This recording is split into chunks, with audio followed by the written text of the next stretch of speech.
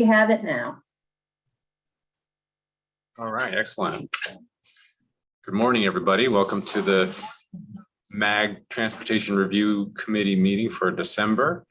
I know all of you know this, but keep your mics off unless you're speaking, and then remember to turn them back off when you're done. And so, because it's our virtual meeting, we got to do our roll calls for each of for attendance, and then for each of the action items. So we'll start with that. Linda is going to start with taking the roll. Thank you, Chair. When I call your name, please indicate you are present for the record. Grant Anderson. Ben Bitter. Here. Thank you.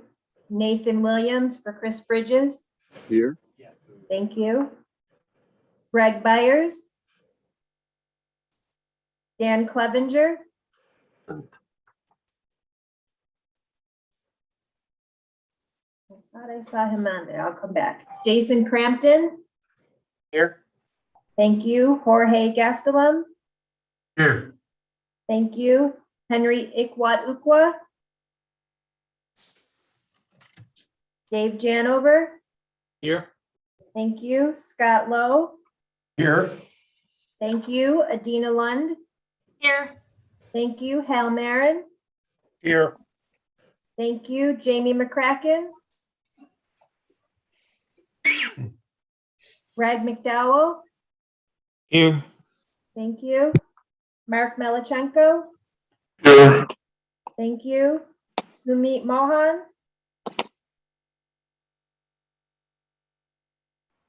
Paul Mood. Here. Thank you. Mark Moore. Here. Thank you. Ron Gritman for Christopher Salas. Here. Thank you. Woodrow Scouten. Robert Yabez for Shelley Seiler. Here. Thank you. Ed Stillings. Bob Thaxton. Here. Thank you. Mike Gent for Kristen Teitler.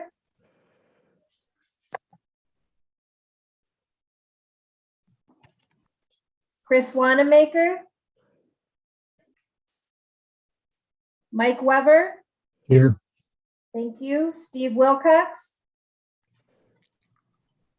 Herschel Workman. Here. Thank you. Mohammed Yosef. Here. Thank you. RJ Zetter. Here. Thank you. Is there any, and Chair, you're here. And is there anyone I have missed? Yeah, Linda, this is Dan Clevenger. Can you hear me now? Yes, I can hear you. Okay, I am present. I don't know if you caught me earlier. I did not. Thank you. And I see Sumit is on also.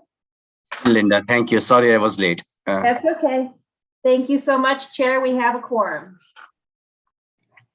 All right, great. Thank you, Linda. Thanks, everybody. So now we'll move on to item 2, which is the call to the audience. Our opportunity for public comment was posted on the agenda ahead of the meeting.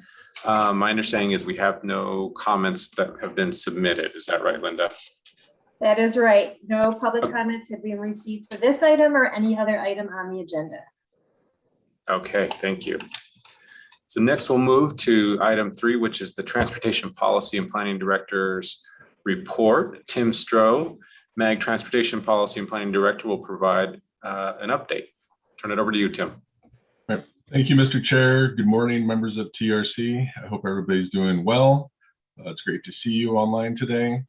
I first want to start my report this morning by expressing my condolences to the city of Goodyear on the passing of Mayor Lord. She was a dedicated public servant, great regional partner. We wish her family and friends the best during these challenging times. I appreciate that, Tim.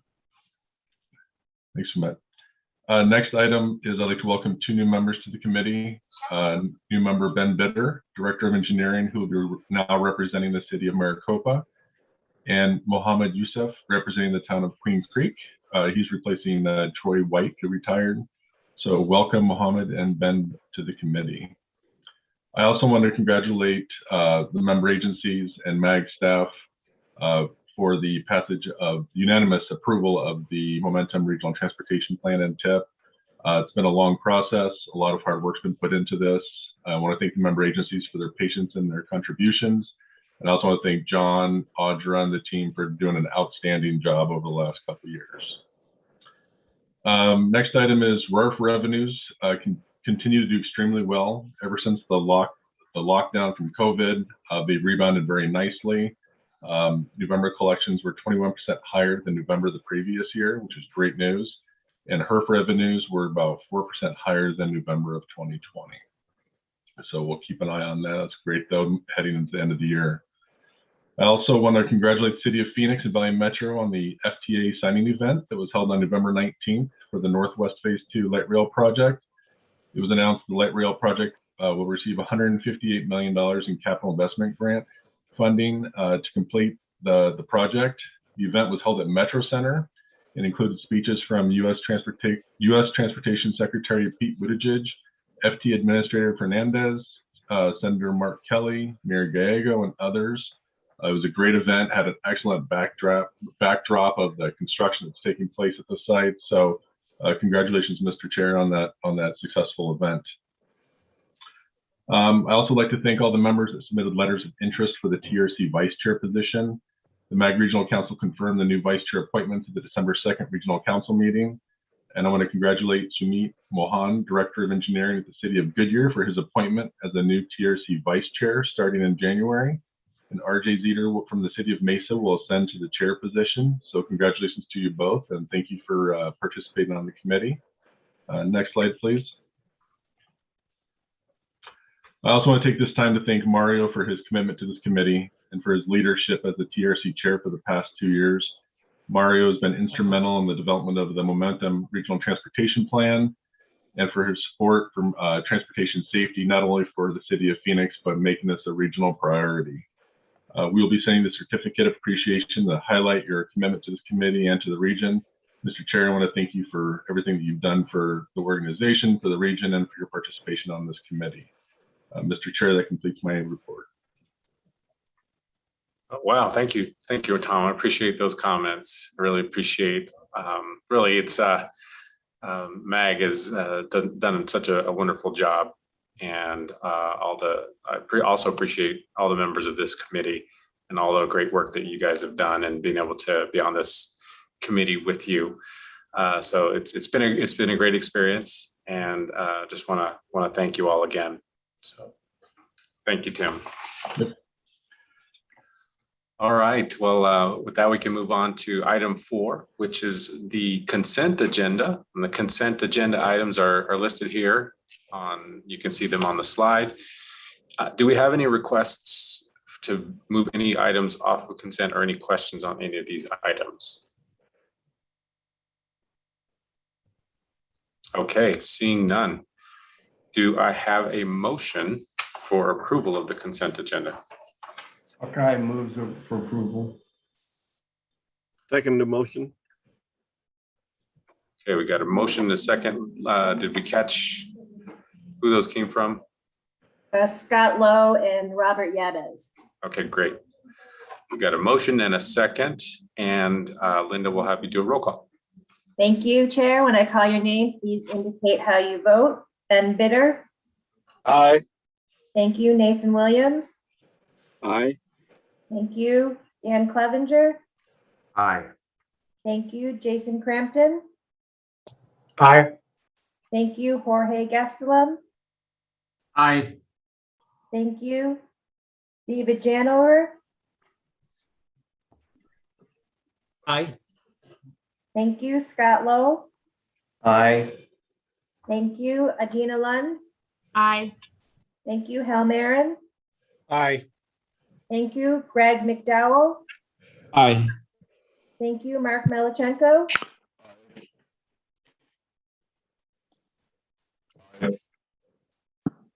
Are you there? Thank you. Sumit Mohan. Aye. Thank you, Paul Mood. Aye. Thank you, Mark Moore. Aye. Thank you, Ron Gritman. Aye. Thank you, Robert Yebes. Aye. Thank you. Bob Thaxton. Aye. Thank you. Mike Weber. Aye. Thank you. Herschel Workman. Aye. Thank you. Mohammed Yosef. Aye. Thank you. RJ Zetter. And Chair, how do you vote? Aye. And this is Mike Chant from City Surprise. Aye. Thank you. Chair, the motion passes unanimously. Okay, great. Thank you. All right, moving on to item 5, MAG Roadway Safety Program Projects. This is going to be presented today by Margaret Herrera, MAG Transportation Safety Program Manager. I'll turn it over to you, Margaret. Thank you, Mr. Chair, members of the to provide just a really brief review of the MAG Roadway Safety Program projects. Next slide, please. So the chart shown here illustrates that we continue to receive requests well over the amounts that are available. And it really speaks to the need for this safety funding. We also want to recognize the partnership with ADOT and the work that was done to provide the non-federal aid program with a finite funding for the 5-year program. And it's approximately $2 million per year for the 5 years for a total of $10 million. I'd like to note that a total of 11 agencies have submitted region-wide from 2019 through 2021. In addition, implementation of the MAG Strategic Transportation Safety Plan, Safe System in Action. There will be continued and enhanced focus on roadway safety assessments, local agency safety studies, safe routes to school studies, and others will be to queue up RSP funding projects. So in addition to that, we also have a couple of work program projects. One is currently in the first phase of a predictive safety framework, and the other is in scoping for a regional safety implementation toolkit. And we anticipate that these will further establish the need for this RSP funding program. Next slide, please. So here we have just some general information on the current cycle for fiscal year 2023. You can see again that we received 15 applications from 6 agencies requesting nearly $4.5 million against the $1.9 million that was available this year, nearly $1.9 million. During the November 16th Transportation Safety Committee meeting, the 6 agencies had the opportunity to highlight their projects in a brief presentation. Next slide, please. So here, the figures on the right here demonstrate the suite of safety improvements or countermeasures submitted for funding for this cycle. These are FHWA proven safety countermeasures with documented crash reduction and their associated crash modification factors.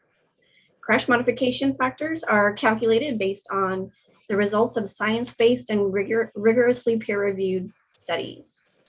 Also like to note that all the projects that were submitted are in well alignment with both the Arizona Strategic Traffic Safety Plan as well as the MAG Strategic Transportation Safety Plan, or STSP, under the category of promoting the use of high value countermeasures for the action areas of pedestrian and intersection. Next slide, please. So here we have an example presentation or example project that was submitted. This one happened to be ranked #1 as referenced in the attachment for this item for the prioritized list of projects. This highlights the key elements of the project that align with the strategies of the STSP, methods used to identify, the value to the end user, crash characteristics addressed, and demonstration of the potential improvement with the implementation. And I'd just like to note there at the bottom of the screen, this particular project, there were 26 crashes that were addressed, and the letters that you see signify the industry used severity scale. So K would be a fatal crash, A would be an incapacitating injury crash, B would be non-incapacitating, and C would be a possible injury crash. Next slide, please. So with that, Mr. Chair, I would be happy to take any questions ahead of the possible action to recommend approval of the prioritized list of projects to be funded with the available MAG RSP funds for fiscal year 2023. Thank you. Great, thank you, Margaret. Does anyone have any questions on this item?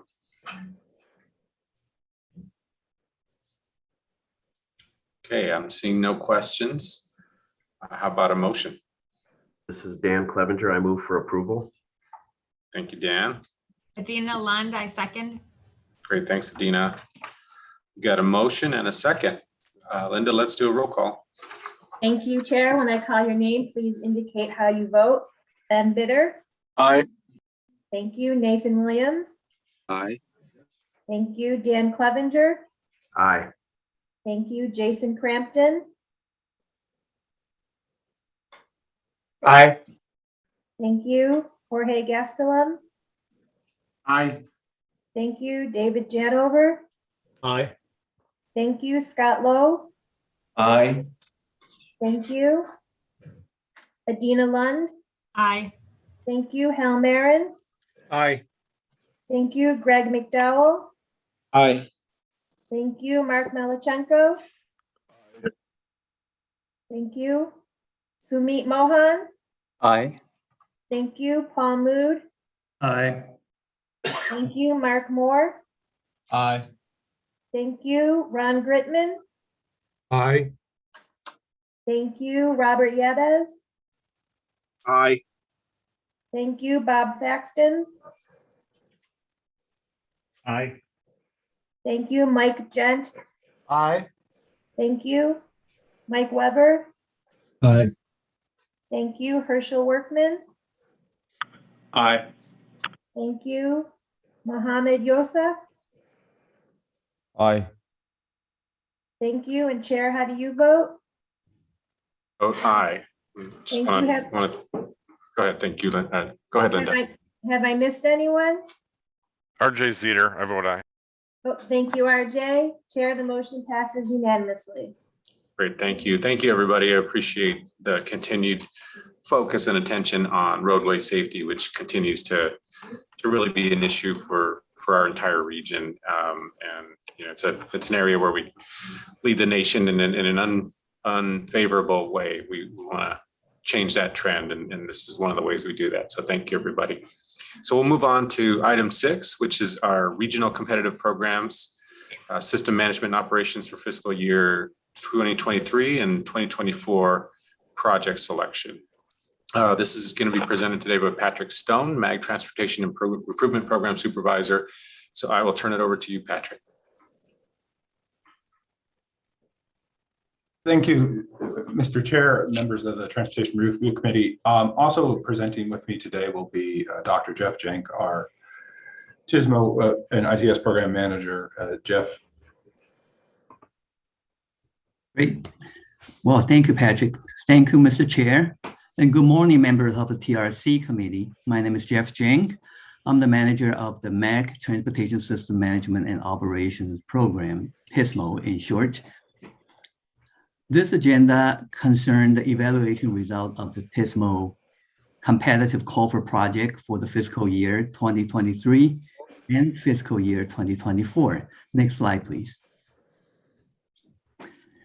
This call for project is part of the efforts to program the projects identified in the MAG System Management and Operations Plan, SM&O plan in short, approved by the Regional Council in 2018. The available funding for this call for project is $22.7 million and is eligible in 3 priority areas or buckets. Bucket 1 is the integrated corridor management that supports the freeway and arterial coordination, especially during an incident. Bucket 2 is the regional priority arterial. These priority arterials were identified in the MAG SM&O plan development process using a data-driven approach. And bucket 3 contains the local priority arterials. 31 applications were received for this call for project. for a total of 21.6 million federal ask. The evaluation of these application consists of a quantitative measure based on the application form and the qualitative measures based on the ITS committee members' input. And in addition, air quality impacts were assessed due to the use of CMAO funding. Each application was presented by the proposed agency at the October 6th ITS committee meeting, and the presentation score based on project scope, schedule, and budgets were solicited from the ITS committee member. And finally, there was a bonus score for partnering with other agencies. Next slide, please. Need to apologize for the small print, but the slide shows the ranking of the 7 bucket 1 project for the integrated corridor management based on the combined evaluation scores. The available budget for this bucket is $5.3 million, as is shown in the upper right corner of this table, and the total federal ask is $4.79 million, and there is a balance of about $500K in the budget. Next slide, please. This slide shows the ranking of the 13 bucket 2 projects for the regional priority arterials based on, again, the combined evaluation scores. The available budget for this bucket is $14 million, and the total federal ask is $9.1 million, and there is a balance of $4.78 million in this budget. Next slide, please. This slide shows the ranking of the 11 bucket 3 projects for the local priority arterials. The available fund budget for this bucket is $3.3 million, again, in the upper right corner. And the total federal ask is $7.59 million. The last 2 columns shows the budget can fully fund the top 7 projects and only 15% of the 8th project. Next slide, please. Next, I would like to present the 2 possible funding scenarios. Scenario 1 is to fully fund the projects, based on the budget allocated for each bucket. And that is for bucket 1 and bucket 2, we will fully fund all the projects. For bucket 3, fully fund the top 7 projects and partially fund the 8th project at 15% level. The pros of this funding scenarios are we'll be funding these projects using originally established budget per bucket, and that was based on the SM&O plan approved by the MAC Regional Council. And this does not deviate the allocation identified in the call for project as we presented to the ITS committee. The cons of this funding scenario is that it does not fund all projects submitted under bucket 3. Also, the unused funding will require an additional call for projects. Next slide, please. I'd like to present the possible funding scenario number 2. The slide shows the funding scenario is to reallocate the balance in bucket 1 and bucket 2 to bucket 3. By doing so, all projects in bucket 1, 2, and 3 are funded. The pros of this funding scenario is that it funds all the projects submitted during the call for project. It also reduces the amount of the funding left over that needs to be addressed in the future call for projects. The cons are It does not adhere to the funding plans approved by the Regional Council. And it also did not align with the funding allocations presented to the ITS committee during the development of this culvert project. In addition, this scenario still have about 1.143 million that require additional culvert projects. Next slide, please. MAC staff would like to recommend proceeding with the funding scenario 1, which would fully fund bucket 1 and 2, the top 7 projects in bucket 3, and partially fund the 8th project in bucket 3. Next slide, please. With that, I would love to entertain any question that you might have before the request for a motion. Okay, thank you, Jeff and Patrick. Do we have any questions?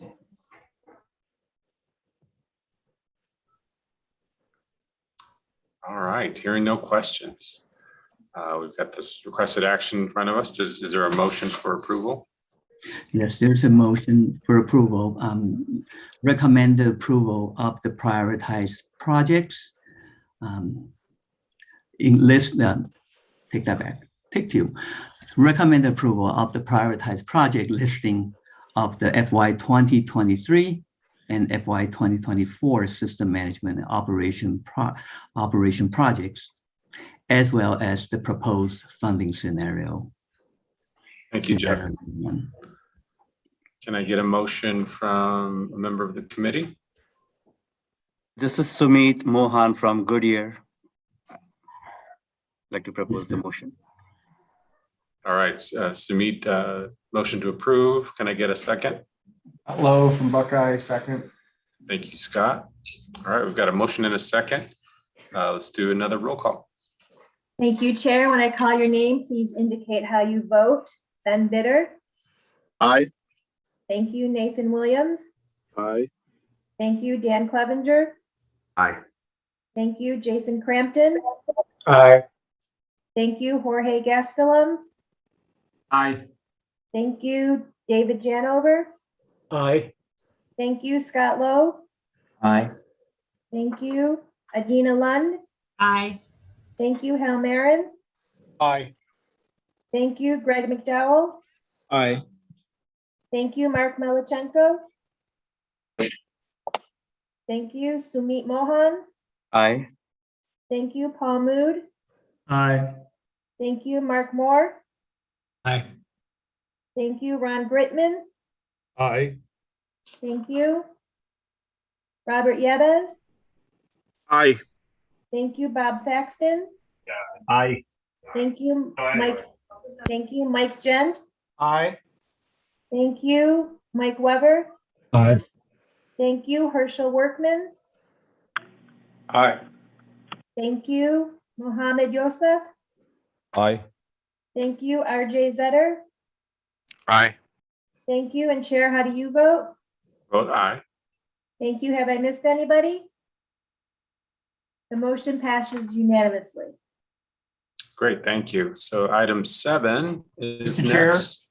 Mr. Chair? Yes. Go This ahead, is Scott Scott. Lowe.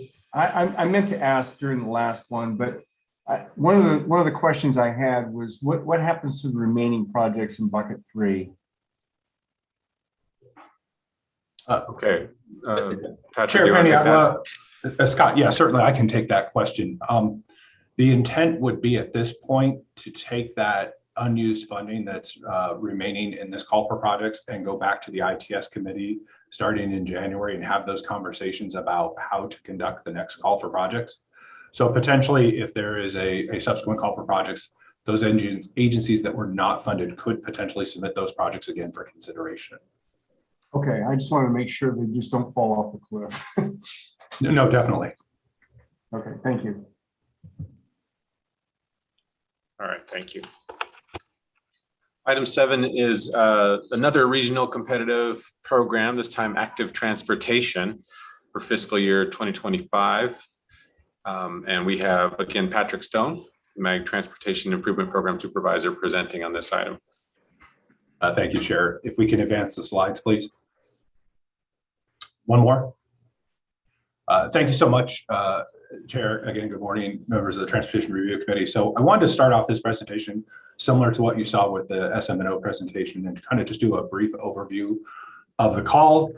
As noted on the screen, this was for fiscal year 2025, covering funding available both as congestion mitigation and air quality improvement program, CMAQ funding, and transportation alternatives, TA funding, just under $14 million available in funding for this cycle. Eligible activities, bicycle pedestrian projects, with an emphasis on those projects that support the active transportation plan. There were 17 applications received, just over $38 million in funding was requested. And I wanted to kind of pause right here and do some reflection on this. So this call, unlike the past two cycles that were done in 2017 and 2019, was only for a single year of funding. We're looking at the last year, the previous regional transportation plan. And one thing to note with this call, and I thought it was very interesting as I did the analysis of the previous calls for projects, the amount of interest in this call far outstripped the last two calls for projects. So we had essentially close to 3 times the amount of funding requested as funding available. So just want to kind of have the committee have that in front of mind as we move through. Similar to what we showed on the SM&O, we identify the scoring criteria for both CMAQ funding and TA funding. The market difference, of course, CMAQ funding requires that air quality scoring. Both have the reflection of quantitative, qualitative, and then whether or not the project was on an active transportation plan corridor. As you see the note at the bottom, all projects were evaluated against both scoring criteria consistent with previous calls for projects. And you'll see as we get into the next few slides, the Chandler 1 project scored first in both categories. And you'll see the recommendation is to fund that using CMAQ funding. Next slide, please. Similar to Jeff's aside, I do apologize for the small font used. Unfortunately, quite a bit of data to get on this screen to make it easy for the committee to consume. Just to note the amount of funding available, just under 9.4 million, or just over 9.4 million, excuse me. And again, that $38 million and ask. The red line on the screen identifies where we would show the recommended and potential cut line for those projects as evaluated against the CMAQ criteria. If I could get the next slide, please. So similar slide, just using the different criteria, the transportation alternatives criteria, same projects, same methodologies. Again, the red line identifying the cut line and how the projects would filter out. Again, you can see the amount of funding at the top of the screen, 4.5 million available. If I could get the next slide, please. So there are one proposed funding scenario against 2 funding sources. The recommendation is to, with the CMAQ funding, fund the top 3 ranked projects and then partially fund at 93% the 4th ranked project. And then for transportation alternatives, a little different, a little bit of a pivot, would be partially funding the 2nd ranked project at 72% because the top scoring transportation alternatives project, as I noted earlier, the Chandler 1 project would actually be funded with CMAQ funding. So all of the available funding would just go towards the 2nd ranked project. If I could have the next slide, please. So before you is the requested action, which is to recommend approval of the prioritized project listing for fiscal year 2025 active transportation projects and the proposed funding scenario. And with that, Mr. Chair, that concludes my presentation, and I'd certainly be happy to address any questions from yourself or the committee. Thank you. Thank you. Appreciate the presentation. Did any members of the committee have any questions? Okay, so I'm not seeing any questions. I do want to make a brief comment. It's really in relation to one of the projects that was selected for funding, which is under the TA, the Transportation Alternative Funding for at college and university, the underpass project. Robert Yavis and I actually had a conversation this morning about the project, and he answered some of my questions about the importance of the project for the city of Tempe and all that they've done to take a look at all the different options as opposed to an underpass, which from Phoenix's perspective isn't really the best type of an active transportation type of project. It pushes bikes and peds, even though you remove that conflict, pushing bikes and peds below grade. Really like to see if we can keep them at grade and look at other alternatives.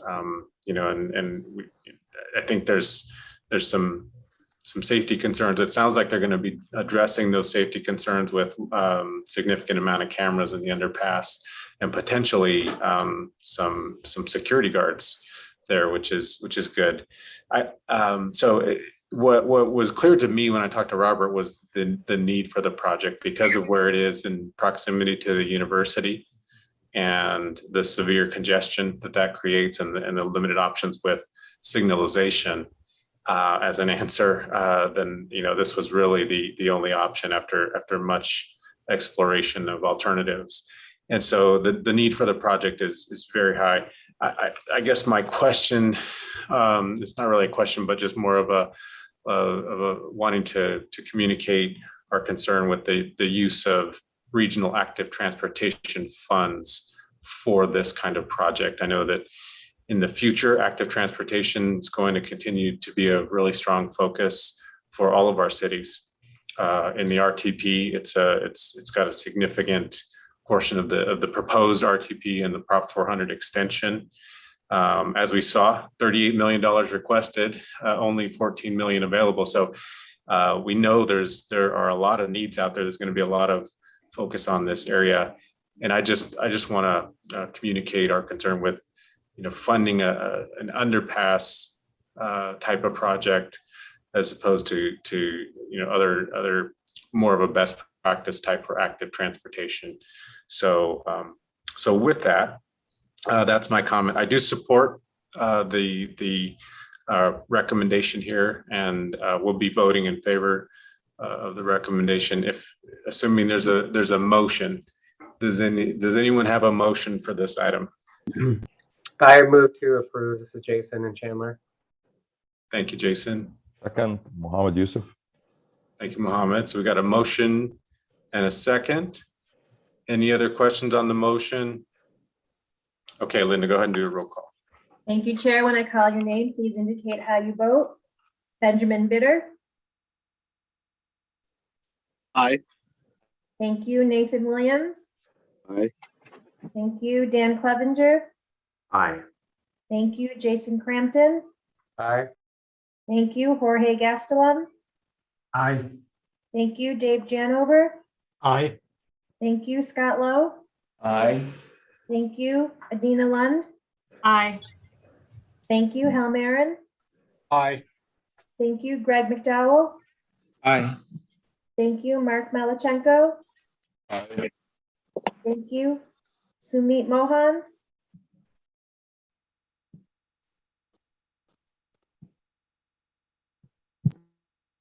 Sumit. Okay, Paul Mood. Aye. Thank you, Mark Moore. Aye. Thank you, Ron Gritman. Aye. Thank you. Robert Yebes. Aye. Thank you, Bob Thaxton. Aye. Thank you, Mike Gent. Aye. Thank you, Mike Weber.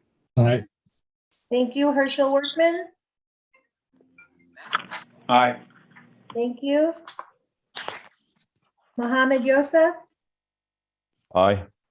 Thank you, RJ Zetter. Aye. And Chair, how do you vote? Aye. Thank you. Have I missed anyone? Oh, I see you, Sumit.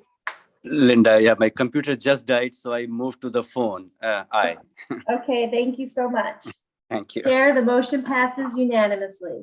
All right, very good. Thank you. So we'll move it on to item 8.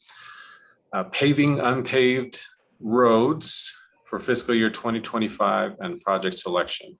So once again, we're going to turn it over to Patrick Stone for presentation. Again, Chair, thank you, members of the TRC. If I could get the next slide, please.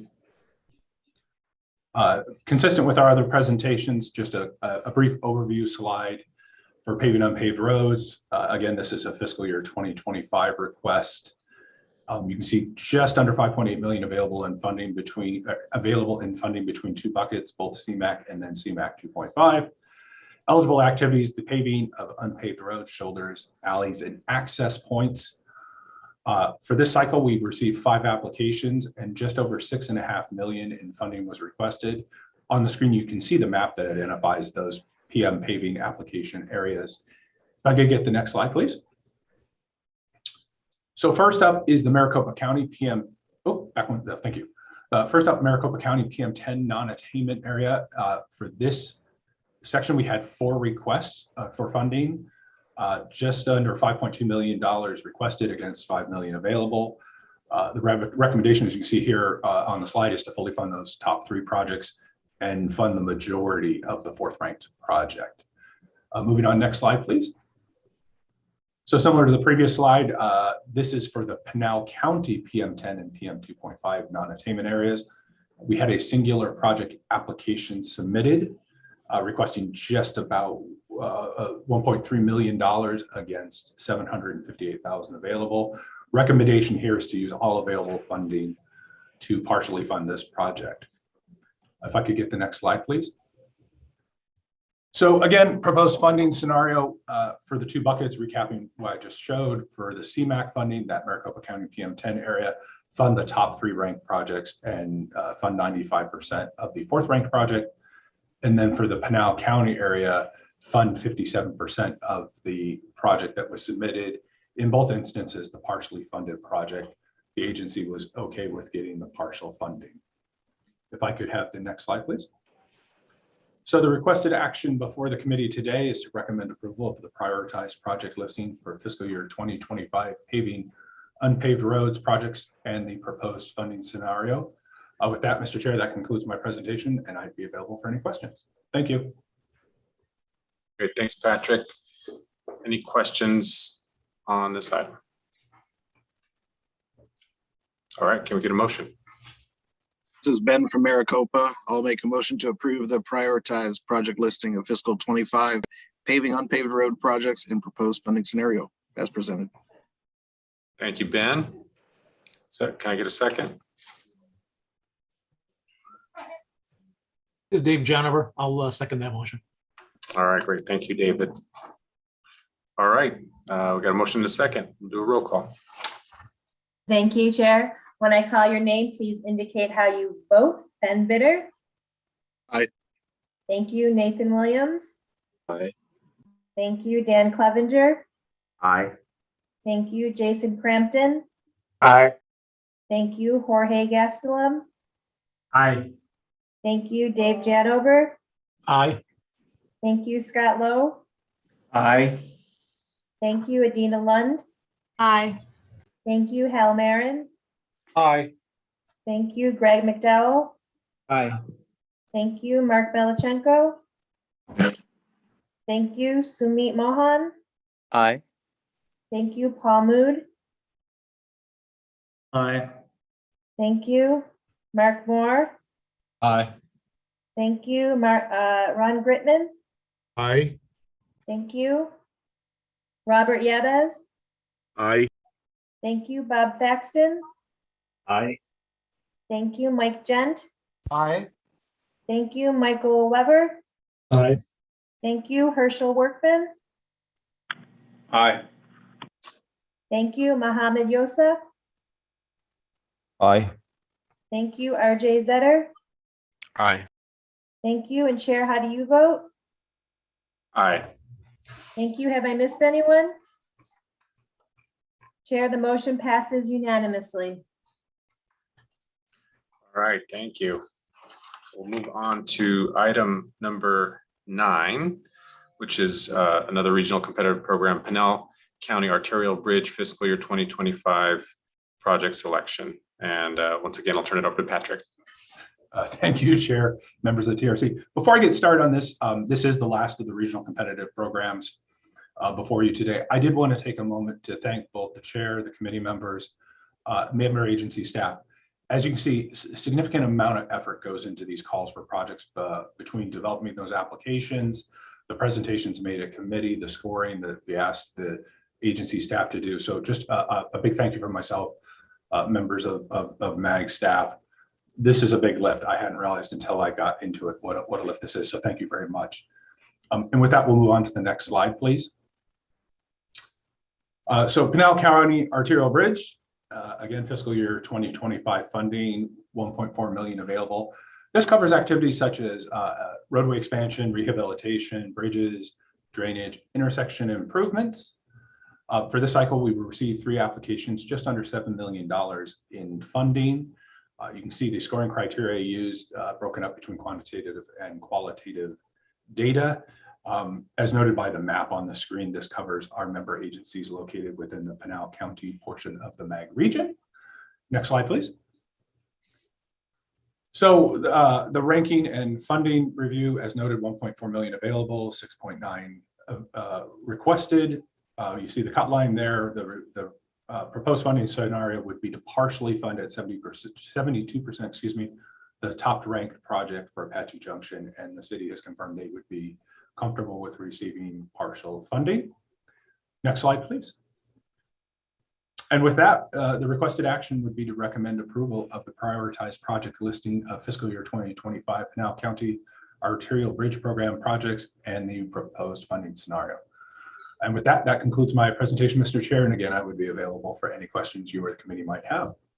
Great, thank you, Patrick, and appreciate your comments when you introduced this item. Also want to thank all the MAG staff and the great work that you guys have done on all of these programs. So with that, I'll turn it over to the committee to see if we have any questions or comments before we entertain a motion. Mario, this is Ben. I do have a question. Okay, Ben. These, I think, 3 projects are the same 3 that were approved previously for the RTAC submittal that went on to the state, or I guess went and is now developed into a bill at the legislature. Assuming the legislature were to give the $50 million to RTAC, I guess what happens in that instance? I believe the project that we'd approve here was listed as one of those on the funding for the RTAC legislation, as well as the Queen Creek project. And then the Pinal County one, I think, was partially funded through the RTAC process, or at least recommended for partial funding. So just kind of help me out and help me understand how these 2 would come together in the event that legislation from RTAC does get approved. Thank you, Mr. Chair. Ben, great question.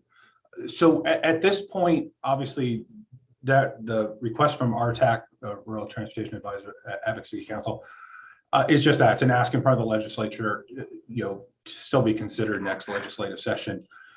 On the approval of that funding, should that get approved, what would happen is that would, in essence, we're approving this funding and we're taking the action to say, hey, we would fund the Apache Junction project. That's the recommendation we'll take through a committee process, not knowing what the future holds.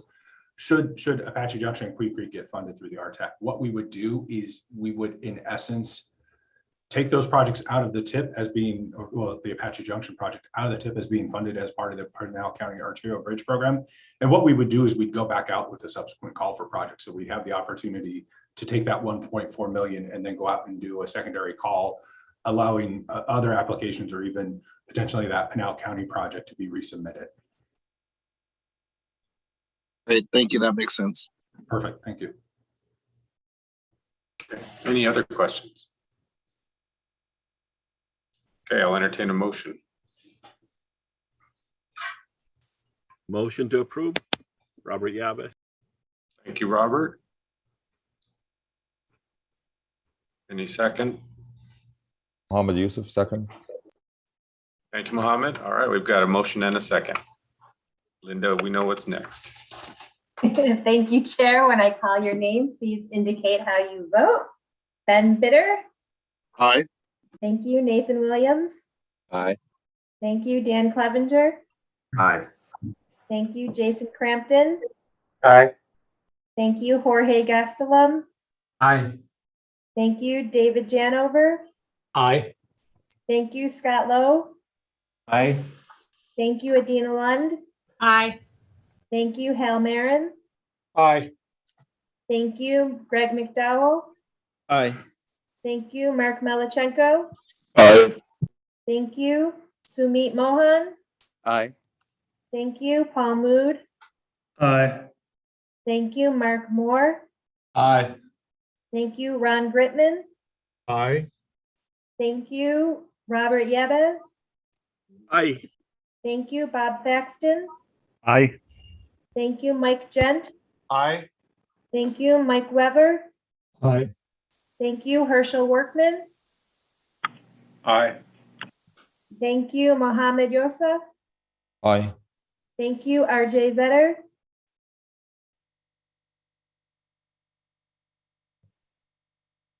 And Chair, how do you vote? Aye. Thank you. Have I missed anyone? Chair, the motion passes unanimously. All right, thank you. Okay, we'll move on then to item 10, which I believe is our last action item. The MAG Federal Highway Administration funding for federal fiscal year 2022 closeout. Once again, Patrick, you're the star of the show today. Thank you, Chair, members of TRC.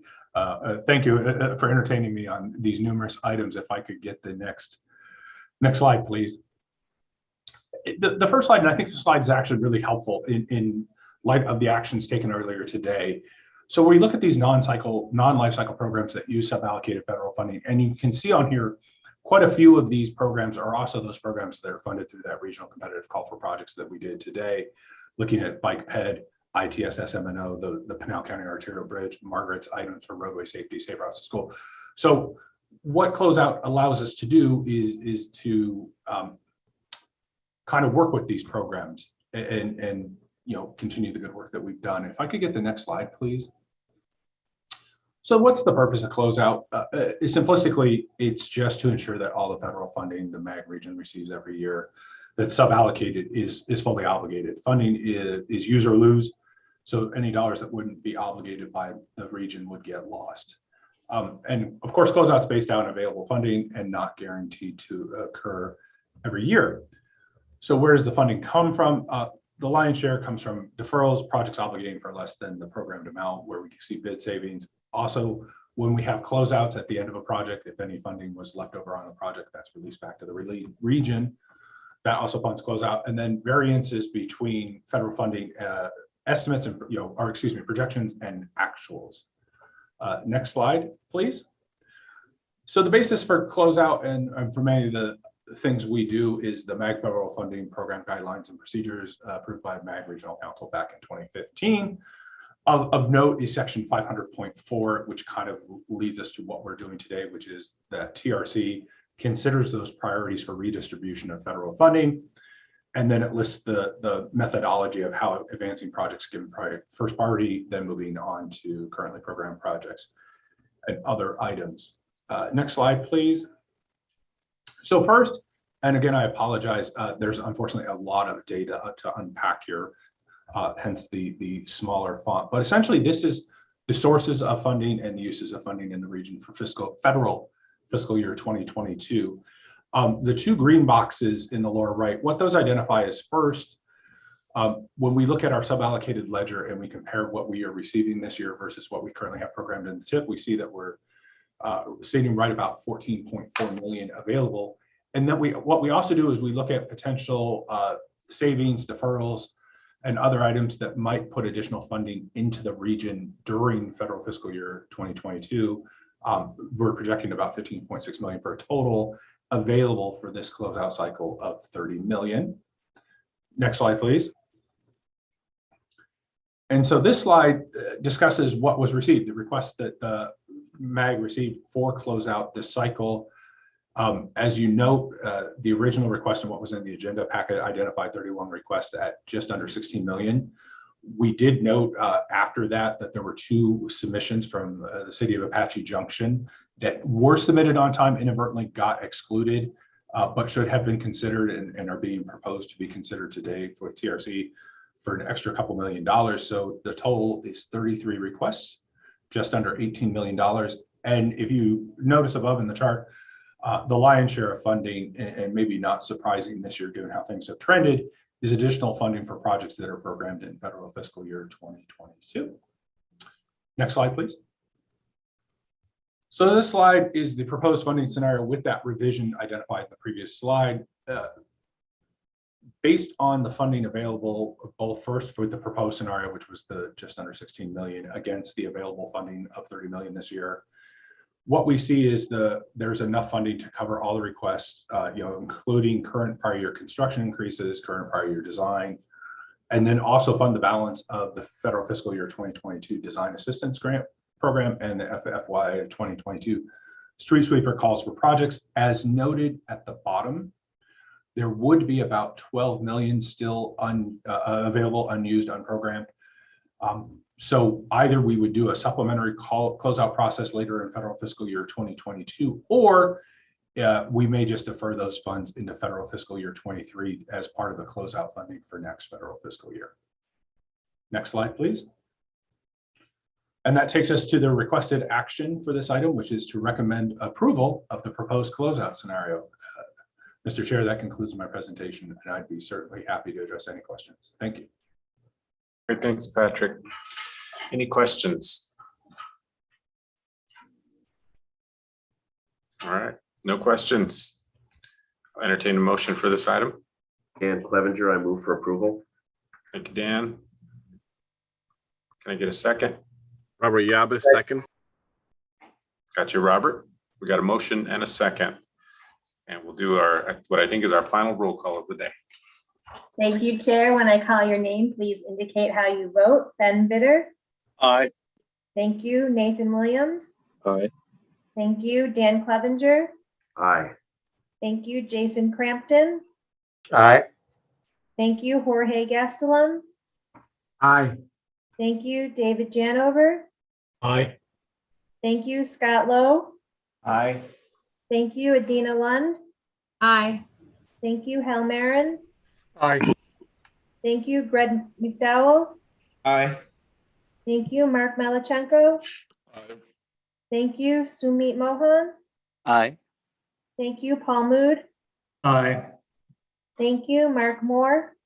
Aye. Thank you. Ron Gritman. Aye. Thank you. Robert Yabez. Aye.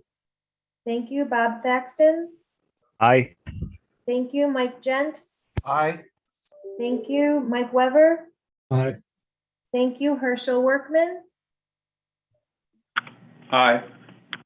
Thank you. Mohammed Yosef. Aye. Thank you. RJ Zetter. Aye. Thank you. And Chair, how do you vote?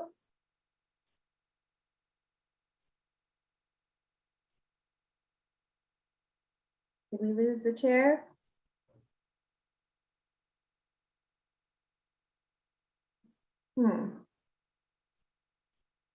Let's give him a moment. Linda, can you hear me? Yes, I can. How do you vote? Okay, I vote aye. Sorry, I got kicked off and logged back in. Just having some technical issues here. That's all right. Thank you. Did I miss anyone? Chair, the motion passes unanimously.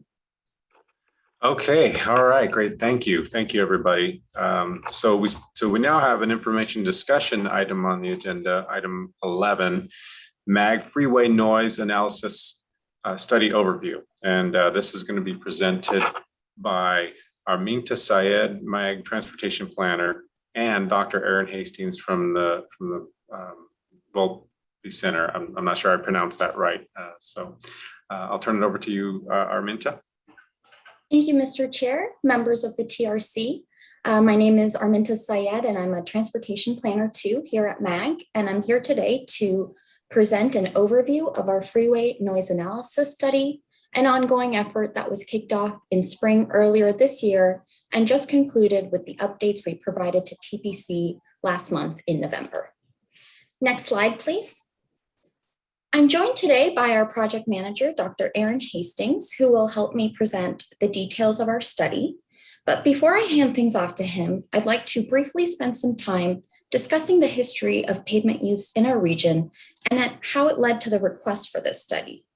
Following that, We'll provide a quick summary of our study efforts and findings before ending the presentation today by going over the recommended next steps.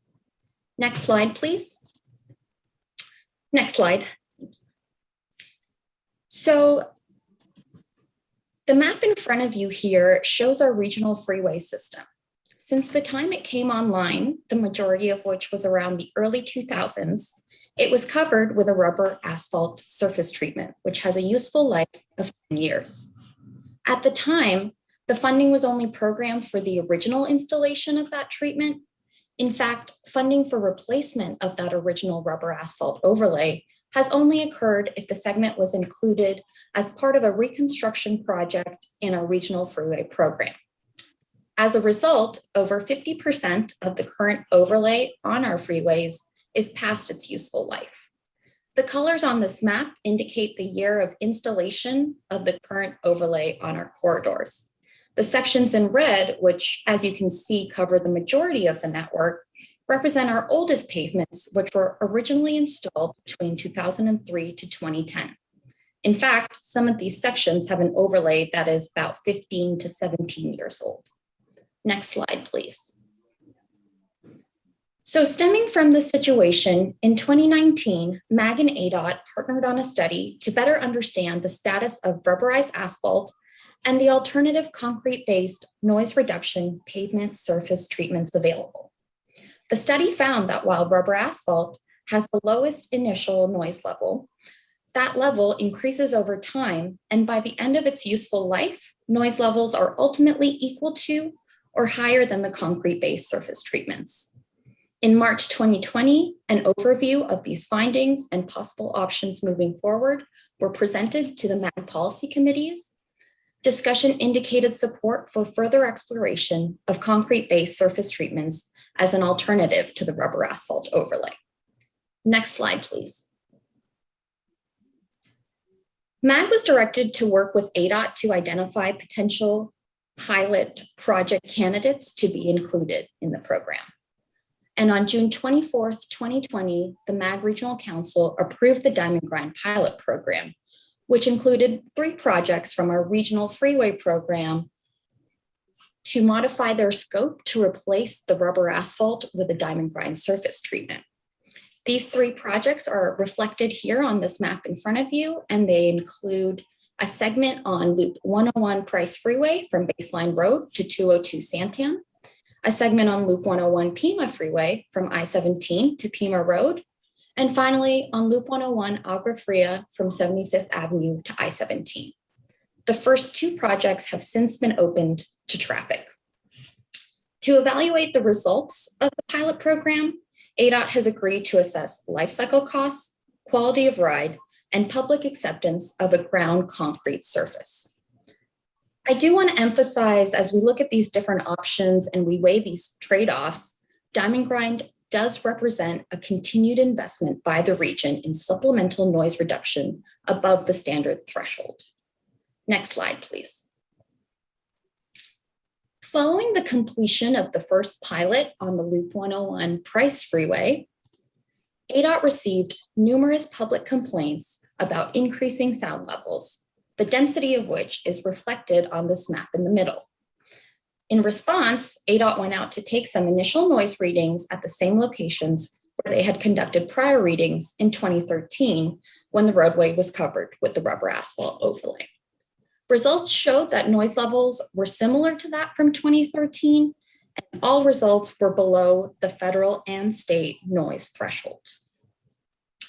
On February 17th, 2021, an overview of the Diamond Grind segment on the Loop 101 Price Freeway was presented to TPC. Next slide, please. In addition, ADOT had also conducted some other initial technical analyses, which are part of the pilot program evaluation criteria, the results from which are summarized on this table in front of you. However, as a result of the public feedback received, MAG was given direction to undertake an independent freeway noise analysis study, which led us to kick off this particular study we're discussing today. Next slide, please. So once we were given the direction from TPC, we began researching credible subject experts in the field. And in April of 2021, the MAG Regional Executive Committee approved the selection of the US DOT National Transportation Systems Center to lead this effort. They are a non-for-profit affiliated with the Federal Highway Administration, and they're meant to serve as the federal resource in providing transportation expertise. Dr. Aaron Hastings has a PhD in the field and over 20 years of experience. Following the consultant approval, we executed the contract and kicked off the study. And at this point, I'd like to turn it over to Dr. Hastings to go over the details of our study efforts and findings.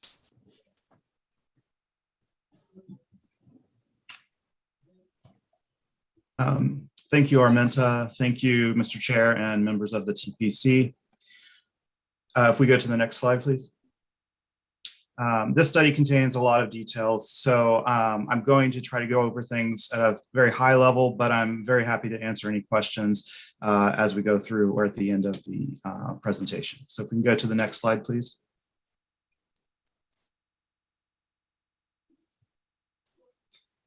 So the purpose of this study was to provide an independent evaluation of two pavement types in the Maricopa County region.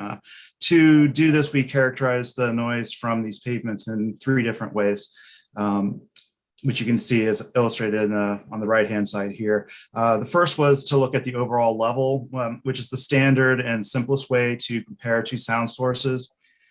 The overall level is a single value that sums the energy from all the frequencies and averages the sound over a period of time.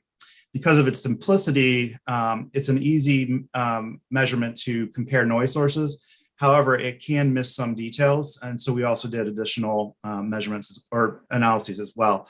So for example, we also considered the frequency of the sound. This is important detail that affects how a sound is perceived. In particular, sounds can be, or noises can sound sharp or they can sound dull. Those characteristics will depend on the frequency content. If sound can also sound piercing if it's a very tonal sound, or it can have a very noisy sound if it lacks tones. So all of that information comes out of the frequency analysis. During this study and during the Diamond Grind pilot program, there were some concerns related to the level differences between measurements at the same location between different people making measurements. So we also wanted to consider how the noise changed over time. The time scale that we were looking at was on the order of hours or on the order of days. If we go to the next slide, please. The map to the right here shows all the study corridors that were included in the study. These consisted of 3 corridors with diamond grind, which are shown in blue in the map, and 4 corridors of rubberized asphalt, which are shown in red. The rubberized asphalt covers the full range of pavement conditions that are available in the Maricopa County region. So it goes from new pavements to pavements that have potholes and cracks and are in need of replacement. The diamond grind, all of these are new pavements or new overlays, just based off of the time that we are in the diamond grind pilot program. However, these are on different base concretes, or they were installed into different base concretes, which have different ages and have different conditions. So there's still some variation that we expect to see from the diamond grind. If we go to the next slide, please. In order to capture the sound characteristics of the pavements, we utilize 4 different measurement techniques. The first is what's called a wayside pass-by measurement.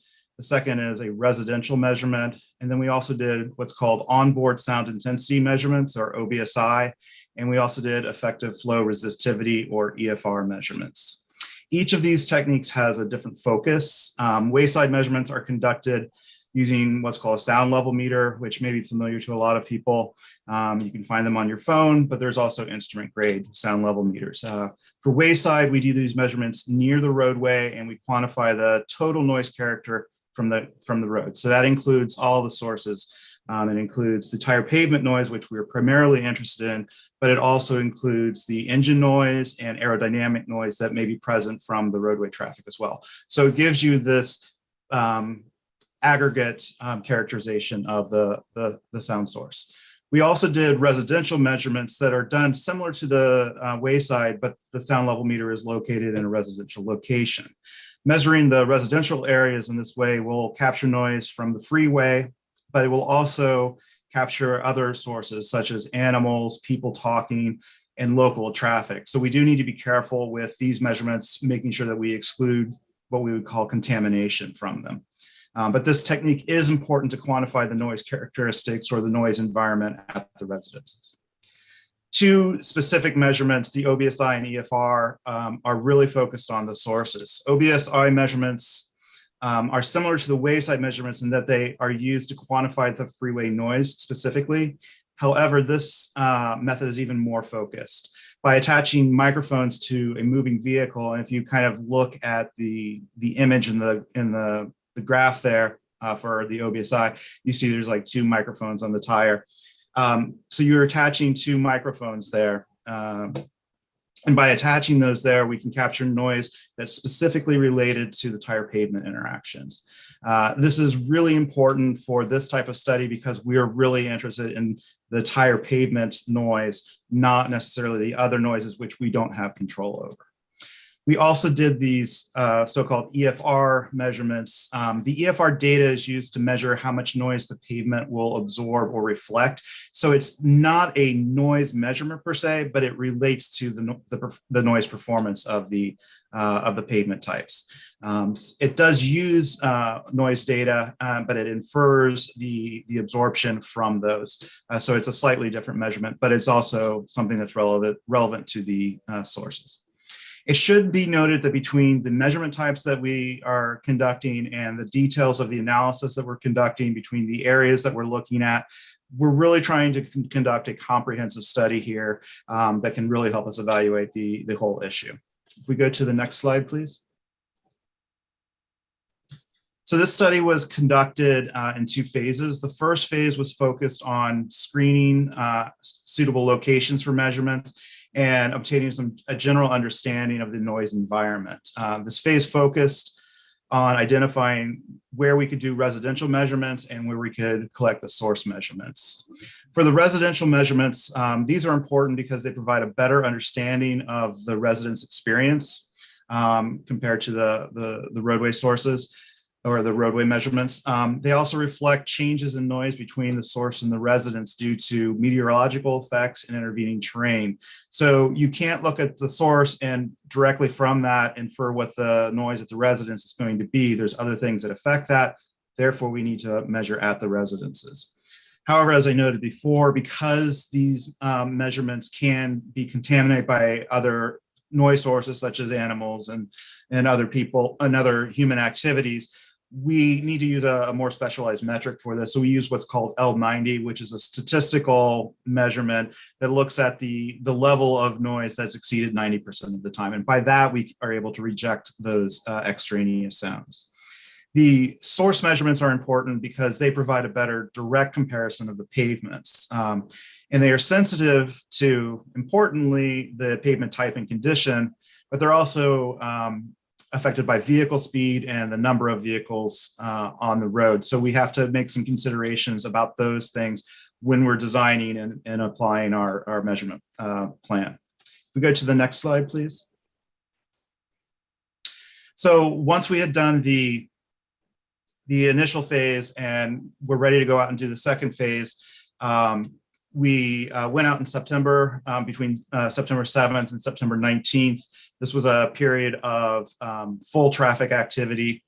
And we made a total of 8 wayside measurements conducted along 4 corridors in the region. Each corridor had 2 wayside measurements. We also did a total of 4 EFR measurements conducted along those same 4 corridors. So each corridor had a single measurement. Doing a single EFR measurement is sufficient for this because you don't have to worry as much about the statistics of the traffic and things like that. We also did two types of residential measurements. The first were short-term, so we did a total of 19 short-term measurements. These included measurements along all the corridors, but we did focus on areas where complaints had been received. And each of these short-term measurements were about 20 to 30 minutes long. So they give us kind of a snapshot of the environment at a particular location. In addition to that, as I said previously, we're interested in understanding the time variation of the noise environment on a scale of hours or days. So we also did long-term measurements. We did a total of 6 long-term measurements. We actually had a 7th, which was added in halfway through, but we have 6 full ones. So that's what we're counting here. And these were used to analyze the temporal variation of the noise environment. These measurements also focus on the price corridor where a lot of the complaints had occurred, but we also had some other locations as well. Care was taken in the site selection to make sure that they included a range of geographical and otherwise environmental conditions. So if you look at the map here on the right, you see 3 circles. So we did do measurements in the southern section and the northern section, which gives us kind of that geometrical spread. We did measurements in the north, on the east, and the west, and that helps us differentiate some of the meteorological effects as well. So again, we were very careful to do a selection that was going to give us the most information that we could get. If we go to the next slide, please.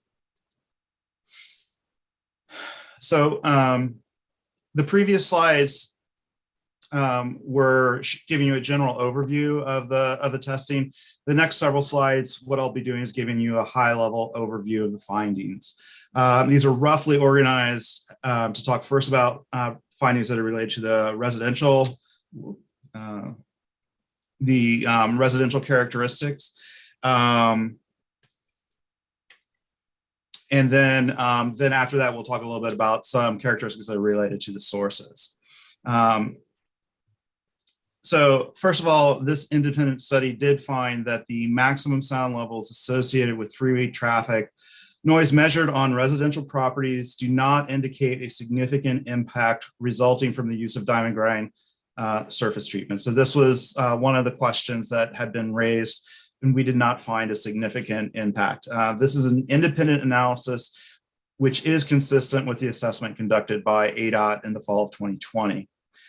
During our study, we found a maximum level of 64.2 dBA for the short-term measurements, for the short-term residential measurements, and 59.3 dBA for the long-term residential measurements. And the differences in those levels between the short-term and long-term are more related to the location of the receptors, not to time variation there.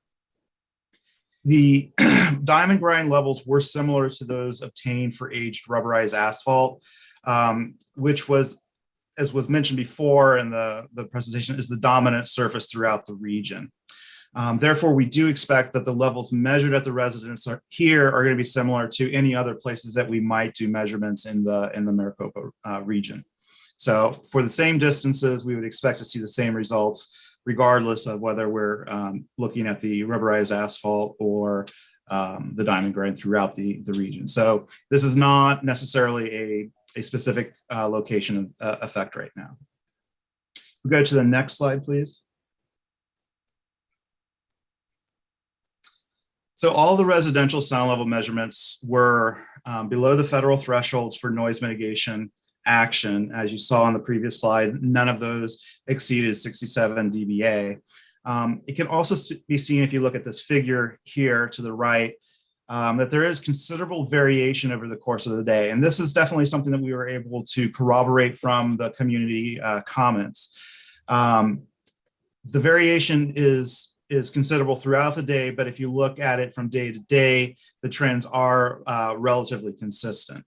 In fact, if you want to look at the next slide, we generally found that there was a range of about 10 to 20 dB over the course of the day. And based on the data that we analyzed, the sound level variances are most likely due to, in some cases, traffic patterns, and in some cases, they're due to meteorological effects. If you look at the morning peaks These tend to be the result of traffic volumes. So for example, if we look at the lower right-hand figure here, we do see the traffic volume over the course of a week.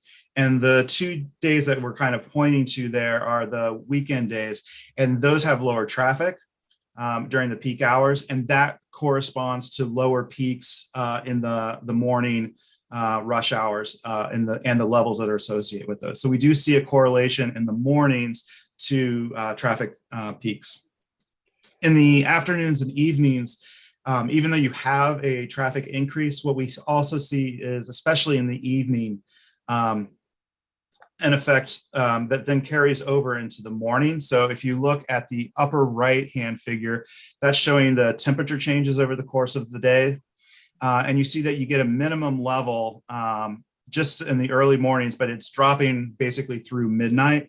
And that temperature drop is a condition that is likely to cause what's called a temperature inversion, where the air up higher is going to be warmer than the air down lower. And that has a tendency to bend sound back to the receptors. So we do see in the late evening, early morning, a rise in level that's more attributable to meteorological conditions. It should be noted that both of these drivers of variation are not dependent on the type of pavement. They're simply dependent on the traffic volumes or the meteorological conditions. They will take whatever noise is there and they will amplify it or decrease it regardless of what the pavement type is. So these things are going to be consistent whether you have rubberized asphalt or diamond grind. It's just a question of what level do you start with. These will just modify it equally. Okay, if we go to the next slide. So now we'll start talking a little bit about the findings that we found relative to the pavement type. So these are based off of two different analyses, the overall and the spectral analyses. In general, the measurements do indicate that both the quietest and loudest pavements were rubberized asphalt. That range, again, is explainable by the fact that we have a wide range of conditions of that pavement. So we have new pavements, which tend to be very quiet, but then we also have pavements in rough condition, which are among the loudest or the loudest pavements in the region. The figure to the right that we see here is summarizing the OBSI data on a spectral level for all the measured data. The blue lines represent diamond grind pavements. The red lines represent rubberized asphalt. Solid lines represent the average level of all the pavements that we have of that category. And the dashed lines represent the range of sound for that particular category. So when we look at these, one of the first observations we can make is that below 1,000 hertz, the diamond grind pavements are significantly better than the average rubberized asphalt. Not significantly better than the newest, but significantly better than the average rubberized asphalt. So that's an important finding. If we go to the next slide, please. It's also interesting to note that if you do look at the quietest diamond grind, so that's the lower red, the lower blue dashed line, it is actually performing better than the best rubberized asphalt when you go to about below 600 hertz. In general, the rubberized asphalt is louder in those lower frequencies. And one of the things that's important to consider about that is that those lower frequencies are the ones that are going to be more difficult to control with noise barriers. They're going to propagate further because sound attenuation, atmospheric absorption is more effective for high frequencies than low frequencies. So these lower frequencies are going to be more difficult to control. If they start off low, that's good. But if you're looking at residents that are further away, it's going to be more difficult to control those. It should also be noted, though, that the rubberized asphalt, the new rubberized asphalt, is going to be the quietest pavement that you can obtain with these conditions that we're looking at. But we also have to remember that over time, that performance will degrade. If we go to the next slide, please. I kind of want to wrap up the findings of the study here. So I'll say, just based off of all the data collected and all of the analysis conducted, not just the few points that we've presented here, but looking at all of the data, it's apparent that the sound level variance on residential properties are the result of traffic patterns and meteorological effects. So the variation is due to things that are not specifically related to the pavement type. The new rubberized asphalt initially provides the largest amount of sound attenuation, but those benefits do diminish over time to the point where it is acoustically worse than diamond grind when they're in the worst conditions. So when you're replacing the aged rubberized asphalt with diamond grind, we don't generally see an increase in the noise levels.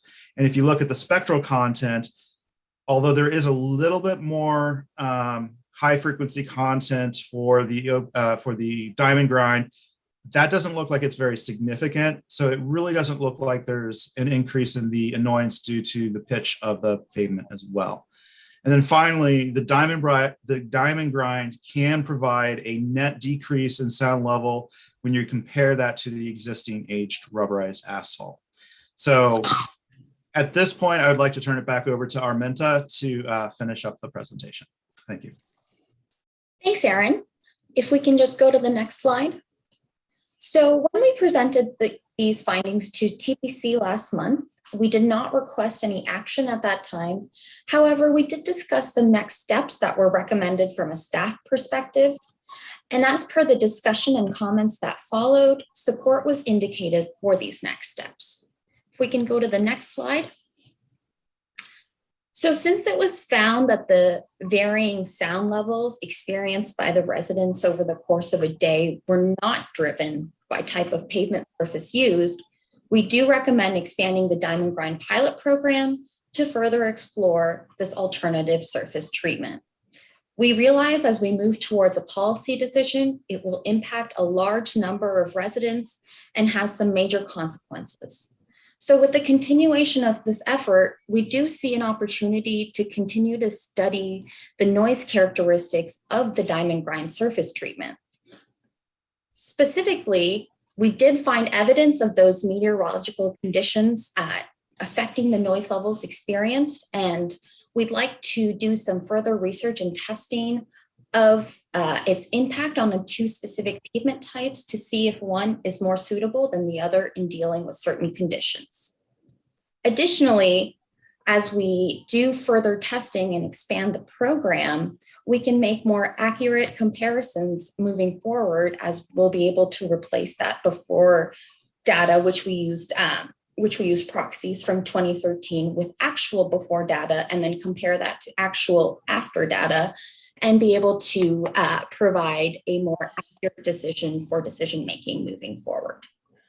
So at this time, we are working on finalizing the final report, which will contain all technical details of this entire study effort, and that will be published in January 2022.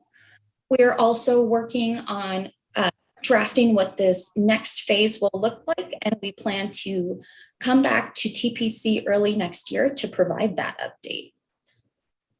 Next slide, please. And with that, Mr. Chair, it concludes our presentations, and Aaron and I would be happy to answer any questions. All right, thank you, Arminta and Aaron. Great presentation. Are there any questions?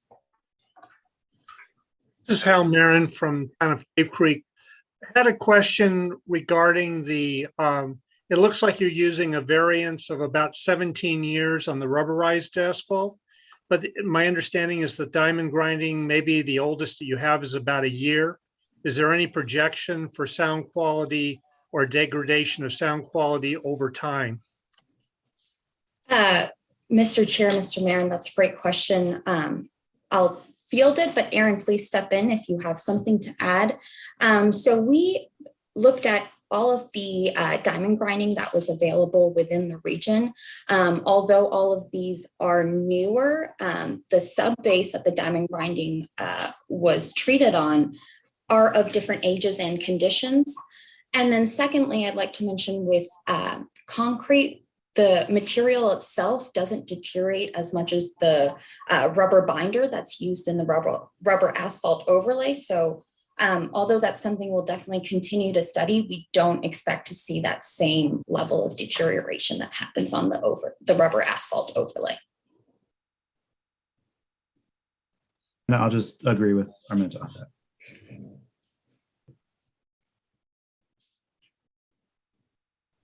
A great question. Any other questions? Yes, this is RJ in Mesa. Yeah, RJ. Arminta, as you know, ADOT did a mill and leave on a portion of the US 60. I know it's not directly related to the presentation, and they're planning on coming back in January to do the westbound lanes of the 60 from Greenfield to Gilbert Road. So we're talking about diamond grind on the one hand, but would it be possible, does ADOT have projections of, are they planning to continue to use mill and leave on other parts of the system while we're still, because there's, as I'm told, there's a significant cost difference between the mill and leave, which is essentially what you do if you're going to be, doing a construction project, so they're milling the surface, but it doesn't go so far as diamond grinding. It'd be nice to know what ADOT's plans are. Mr. Chair, Mr. Zader, that's a really great point to bring up as well. One of the things I mentioned near the beginning of this presentation is there was no funding set aside for any maintenance or replacement of the rubber asphalt. It really has a small maintenance and operations budget. So that's where they're pulling the cost of the mill on the US 60, as you mentioned. Going forward, this is something we'll look into as the region looks to make a decision on type of pavements used, and we'll circle back on that and get you an update accordingly. Thank you. Any other questions?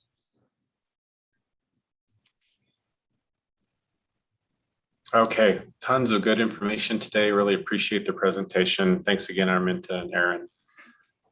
That concludes this item. All right, item 12. Does anyone want to share any member agency updates? Okay, seeing none, we'll go to item 13, which is our future agenda item requests. Any requests for future items? All right, not hearing any. We'll go ahead and move on to adjournment, but I just want to make a couple more comments before we do. Again, I want to thank everybody. This is my last meeting as chair. It's also my last meeting as a member of the committee. And I want to first express my appreciation to Linda Priano. She does a fantastic job providing support and giving me all the help I've needed along the way. So I just want to express my thanks, deep felt thanks to Linda for all the work and time you spent helping me get all the needs taken care of as chair. And I know you'll continue to do a great job.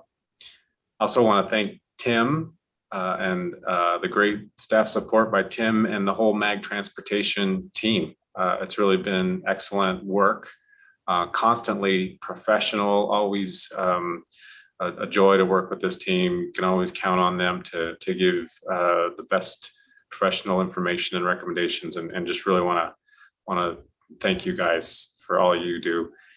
Thank you to the committee. You really made my job easy. You guys do a great job representing your cities and your agencies. Thank you all. You're going to be in great hands with RJ Zetter as the chair and Sumit Moham as the vice chair moving forward. So congratulations to you all on that. And just want to mention that Kenny Knutson, street transportation director for the city of Phoenix, will be taking my spot on the committee to represent Phoenix. A lot of you know Kenny. So give him a welcome on the committee when he starts next month, or give him a hard time if you know him. You may want to do that. So again, thanks everybody. Really appreciate everything. And this meeting is adjourned. Have a happy holidays. Thank you, Mario. You too. Thanks. Thank you so much. Thank you, Mario. Great job, everyone. Thanks, everyone.